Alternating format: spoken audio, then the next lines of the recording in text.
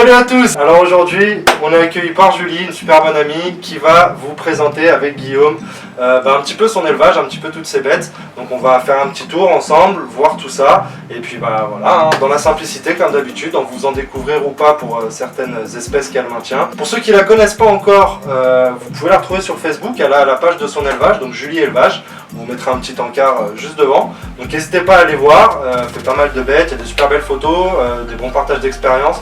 Voilà, moi une personne que je suis beaucoup, avec laquelle je travaille et puis que j'aime beaucoup aussi. Donc c'est parti les petits amis, on va vous montrer tout ça. Allez go. Il y a des trucs de ouf.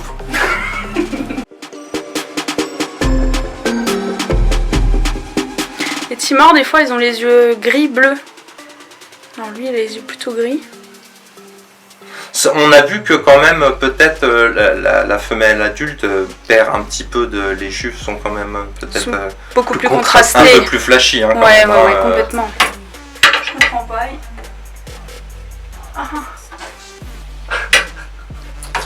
Là, forcément, ça va pas aider.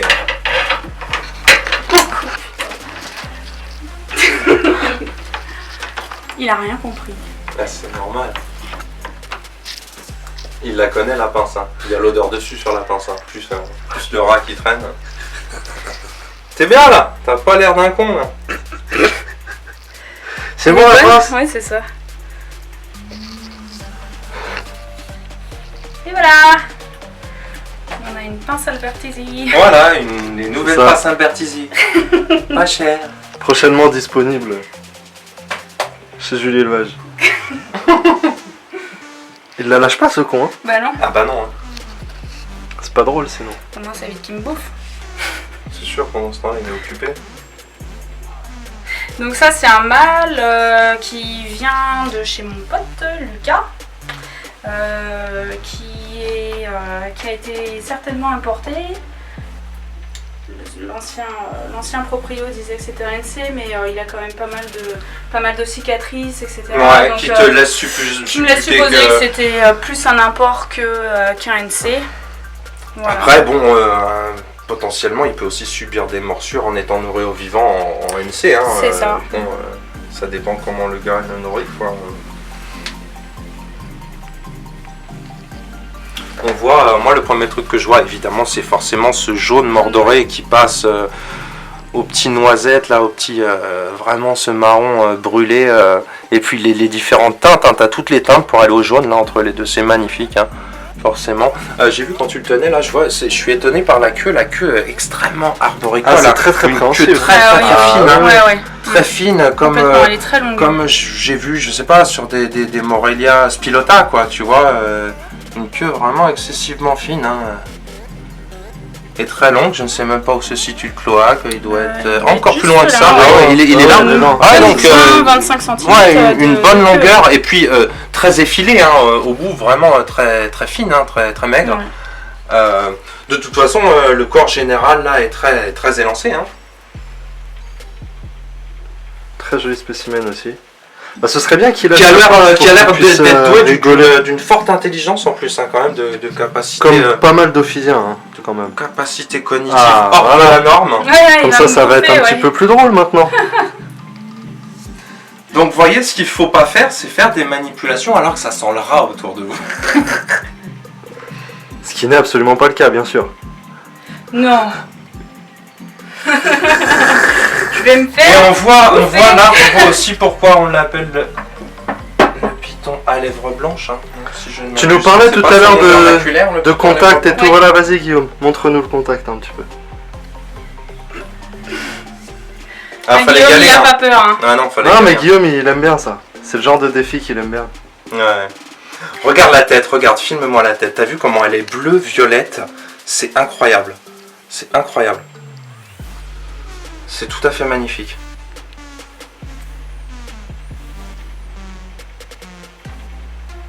Ah bah moi j'aime bien mettre mes mains près de là où ça fait mal, hein, c'est sûr. Hein. Pour moi c'est la définition d'herpétologie. Hein. Herpétologie. Mec un peu pas éclairé à tous les étages, qui aime mettre sa main là où ça mord, quoi. Non mais voilà, clairement c'est ça, quoi. Oh, t'as vu la langue est rose comme des fois, tu vois, sur les boas, il faudrait qu'il soit albinos, le truc, pour avoir une langue comme ça. Il se méfie, t'as vu, du coup il veut plus la sortir, il a repéré ta tête. T'as vu la couleur de l'œil, j'arriverai pas à la décrire. On voit un petit peu la même couleur que sur la tête, hein, il est aussi en violet bleu là. T'arrives à prendre le bleu là à la caméra? Ouais, sur la tête, ouais. On va faire différents éclairages pour être sûr d'avoir peut-être quelque chose. Hein, donc je disais là en nom vernaculaire, ça s'appelle pas le python à lèvres blanches là, votre truc là? Si, c'est complètement. C'est vraiment joli, hein, t'as vu hein, comment c'est ça. je crois qu'il a ce qu'on soupçonne être des pits, des senseurs thermo. Ouais. Je crois qu'il se situe sous les yeux chez cette espèce, qui est assez étonnant. Est-ce que tu peux essayer de trouver ça? Tu les as aussi autour des lèvres. Ah ouais? Ouais. Autour des narines.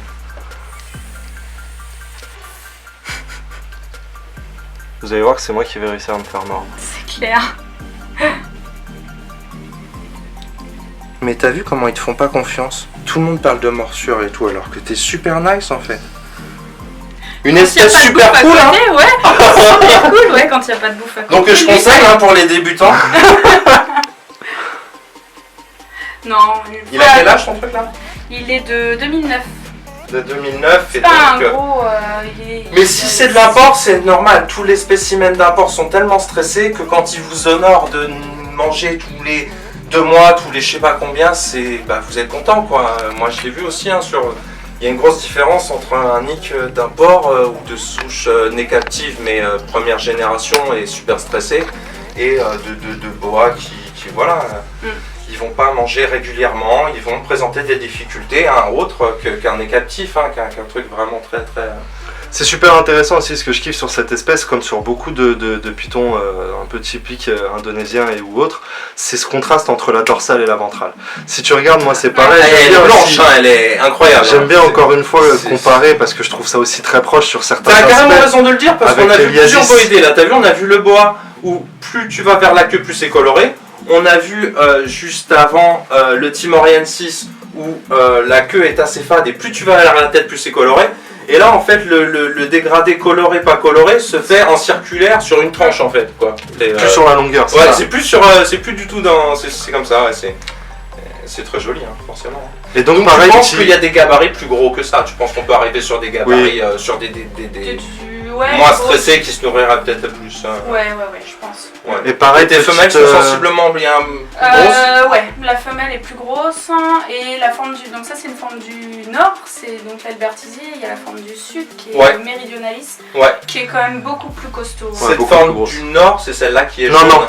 Non. Il y en a une qui est jaune et l'autre qui l'est moins, non? C'est 2 sous-espèces différentes, carrément, entre le Méridionalis et l'Albertisie, si tu préfères. D'accord. Donc le Méridionalis sera, tu le verras peut-être plus tard, la plupart du temps il est vraiment noir et blanc. Il est noir, on est d'accord. Il est vraiment blanc, tu vois. Et il a une tête qui est plus développée aussi que celle du... Ouais, une gueule un peu plus carrée, un peu plus. Et sur celui-là, tu trouves un polymorphisme? Il y en a des plus ou moins jaunes? Oui, tout à fait. Il y a des...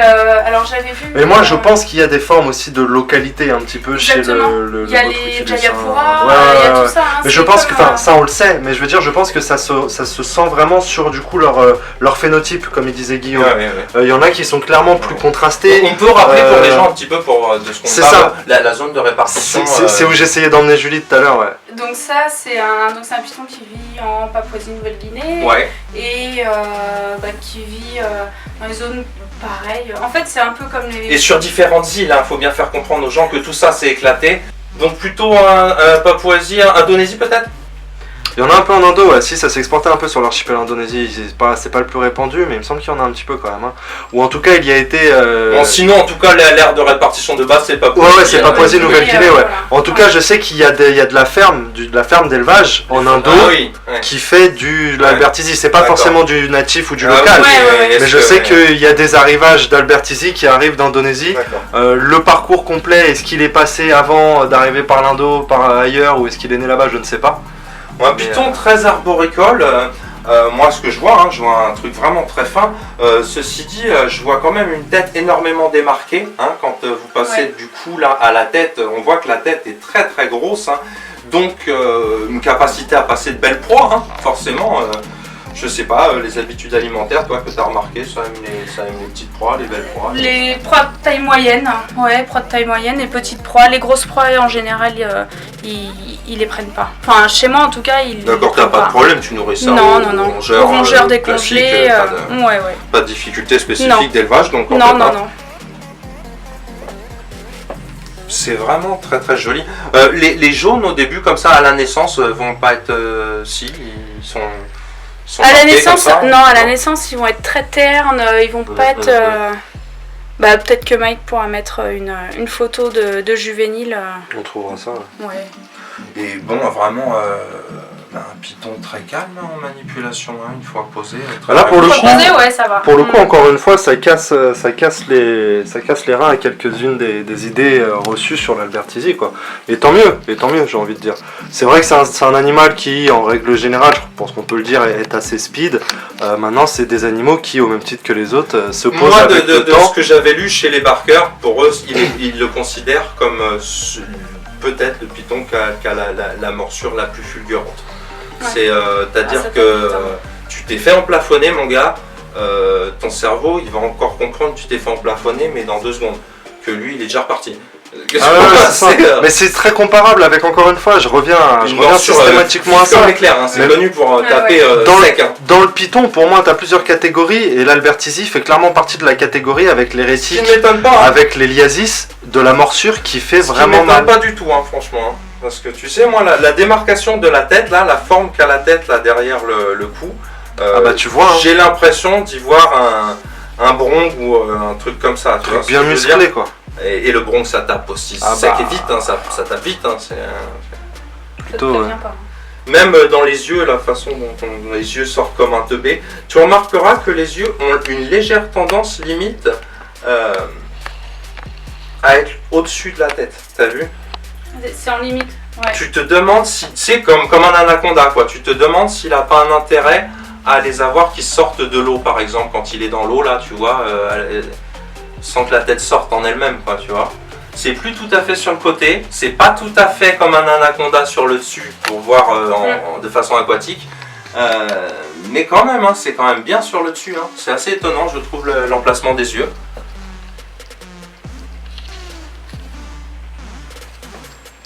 Vraiment de très grosses écailles, hein, les écailles qu'on appelle supraoculaires, hein, à côté des yeux. Regardez la taille des écussons, quoi, ainsi que la centrale et les 2 devant, là, vraiment très particulier, hein, très particulier. Regardez sur une autre partie du corps, sur une autre partie de la tête, combien il faut d'écailles pour remplir 1 cm², et il en faut 20.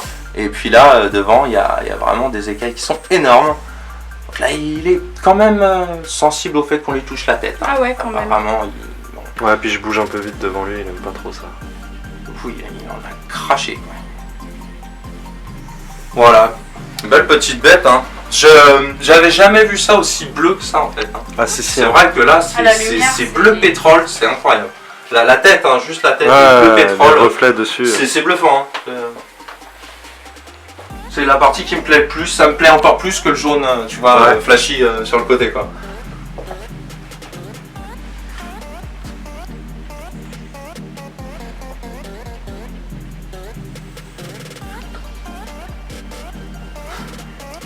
Je suis liquide. Il est grand en fait, hein. C'est vrai qu'il a vraiment une proportionnalité. En fait, il est vraiment très. Je paraît pas, hein, parce que quand c'est fin, c'est vrai que moi je dis toujours, les gens me demandent mais vos bras c'est combien la taille, mais on s'en fout. C'est vraiment pas la taille qui va vous donner l'impression de si votre truc est grand dans les mains ou petit ou quoi. Ou... C'est pas la taille qui compte, je te l'ai dit tout à l'heure. C'est pas vrai? Si. C'est vrai. Si. Il faut jamais contredire la patronne. Hein. La patronne nous propose quoi pour la suite?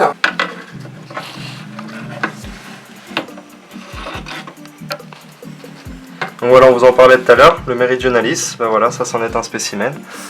Donc c'est une grosse femelle adulte qui a mangé. Donc c'est pareil, les écailles énormes sur la tête. Et tu vois là, on voit bien ce que je disais tout à l'heure quand je parlais de la différence physiologique au niveau de la forme de la tête, on voit que leur nez est beaucoup plus pointu et beaucoup plus carré. Je suis d'accord. Et plus en longueur que l'Albertisi. Carrément, on dirait une tête de loup là. Tu vois?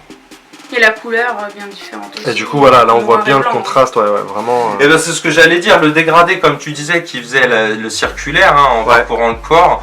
En fait, il existe ce même dégradé, mais c'est comme si tu avais mis l'appareil photo en sépia, quoi. Ça va du noir au blanc et c'est tout, quoi. Alors que ça allait du marron au jaune, en passant par des oranges, par des couches un peu rouges et oranges et jaunes. Et ben là... Moi j'adore cette espèce. C'est comme une version un peu axanthique de l'autre, tu vois. C'est comme une version axanthique, c'est-à-dire que celle-là n'a pas de jaune, quoi, ne développe aucun jaune.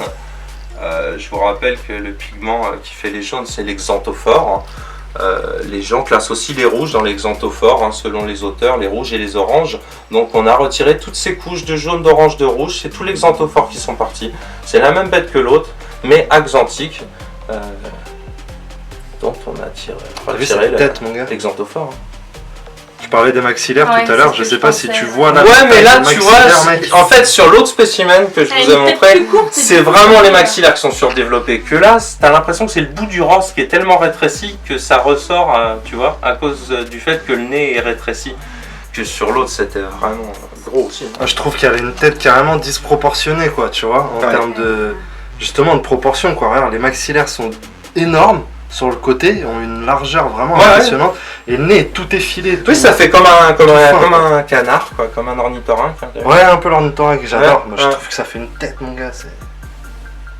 C'est vraiment spécifique, aussi bien en morphologique. C'est sûr que ça se reconnaît assez vite. Le marquage des lèvres blanches est peut-être un peu moins marqué du coup sur ce spécimen. Je trouve que... J'ai l'impression que c'est un peu plus haut. En fait, le blanc remonte un peu plus haut sur les écailles que l'Albertisi. Ouais, je trouve que ça se voit peut-être mieux sur l'Albertisi. Je sais pas. Non, c'est vrai. Ah, c'est superbe ça. Donc voilà les amis, Botrocylus meridionalis. Elle a une belle taille sans être... Elle a une belle taille. Elle est de combien Elle est de 2011. 2011, une femelle qui a 6 ans, c'est déjà bien taillé, effectivement. Donc un bon boïdé, on voit, parce que là on avait sorti vraiment le mâle qui était très fin. Déjà on voit qu'elle est beaucoup moins fine. Après ça reste, c'est pas formé comme un bulldozer, c'est sûr, ça reste quand même... tout est en longueur sur ces bêtes. C'est vrai que ça reste quand même. C'est quand même assez trapu. Bon, tu passes dans du bon python. Moi, ça, c'est des pythons qui me plaisent bien en termes de gabarit, justement. C'est plus du Régis, quoi. Ça devient un petit peu plus intéressant, et en comportement, et en observation, et en manip aussi. En manip, parce que là, t'as du challenge, copain. Là, tiens, tu veux faire contact, là, ou pas? On va la manger. Non, mais je rigole. Tu vois, c'est bon. Tu sais que le risque n'est pas le même. Potentiellement, si tu te fais attraper, tu le sentiras. Ça va pas t'arracher le brin, mais tu vas la sentir passer, quoi. Je pense que vu la taille de sa gueule... Mais les Albertisi, c'est les serpents qui ont le plus de dents, en fait. Ouais. Ils ont une avec les rétiques.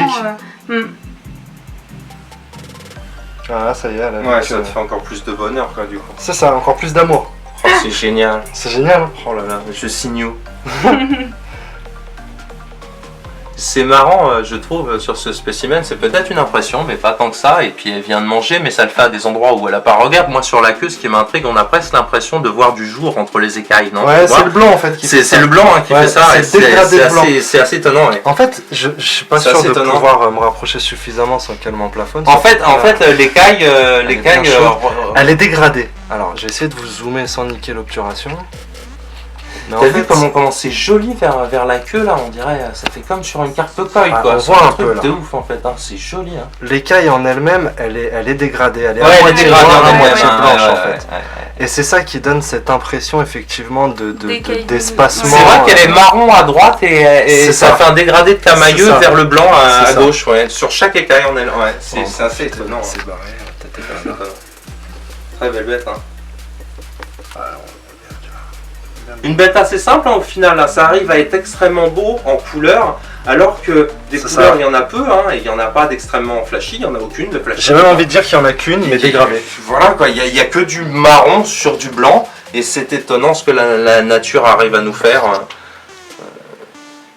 C'est magnifique en fait. Regarde, elle a ressorti sa petite tête, t'as vu? Elle se rebarre de l'autre côté. Ça passe plus là. Je suis coincé. Laissez-moi sortir. Remora qui passe pas. Bon allez, on va la laisser digérer tranquille. Ouais.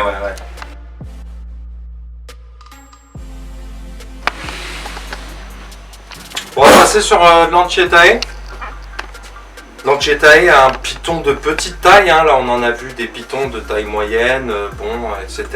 Là on reste vraiment sur de la petite taille, il y a plus petit, mais plus petit ça va commencer à être rare. Je pense que l'Antaresien, on va être sur des trucs vraiment... Le plus simple pour le décrire, c'est... On va être sur du maculosa, tu sais, vraiment des petits trucs. C'est de le comparer au Réjus, voilà, en termes de gabarit. On va être sur vraiment du petit python, hein, donc...